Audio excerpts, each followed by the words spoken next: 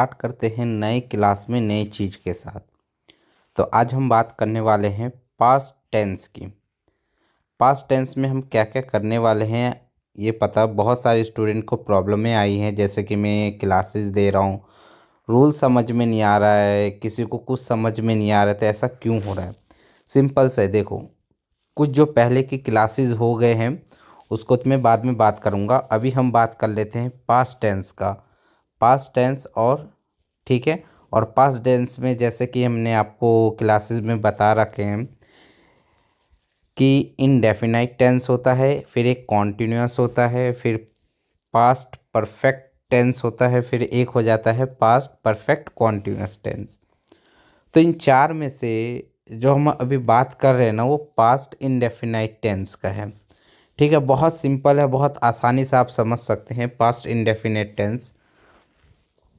इसमें सिंपल सा हो जाता, था थे थी, आ का साउंड आ जाता है, ई का साउंड आ जाता है, तो ये सारे पास्ट इंडेफिनाइट कहलाते हैं। यानी कि जो चीज़ें हम वर्क कर चुके हैं, यानी कि काम जो है हम समाप्त कर चुके हैं, काम क्या है समाप्त कर चुके हैं, तो आपका हो जाएगा पास्ट इंडेफिनाइट टेंस।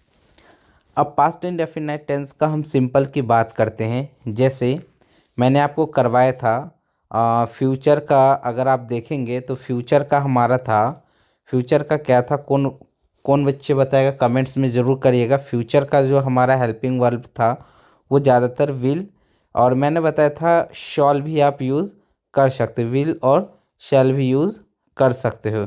ये तो हो जाएगा आपका फ्यूचर्स का। ऐसे मैंने आपको बताया था डू और डज। तो ये कमेंट में बताइएगा डू और डज जो है हेल्पिंग वर्ब वो किस चीज़ में प्रयोग होता है, यानी कौन से टेंस में यूज़ हम करते हैं। ये तो चलिए एक तो सिंपल हो गया, ठीक है। अब हम बात कर रहे थे पास्ट टेंस का। तो पास्ट टेंस हम सिंपल के बारे में अभी बात करते हैं। तो सिंपल यानी कि सब्जेक्ट, उसके बाद वर्ब, वर्ब की सेकंड फॉर्म आ जाता है, ठीक है, और उसके बाद ऑब्जेक्ट हो जाएगा। जैसे कि पास्ट प्रेजेंट इंडेफिनेट में आ जाता था वर्ब के साथ एस और ई एस, ये दो चीज़ यूज़ होता था। लेकिन बस इसमें क्या है कि अब वो ना आ करके इसमें वर्ब की सेकंड फॉर्म यूज़ होगा, ठीक है।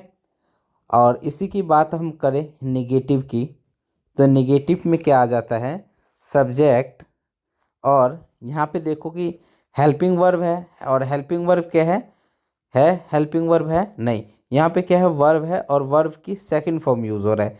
सेम अब जो ये सेकंड फॉर्म यूज़ होगा ना वो हो जाएगा निगेटिव में एज अ हेल्पिंग वर्ब के साथ।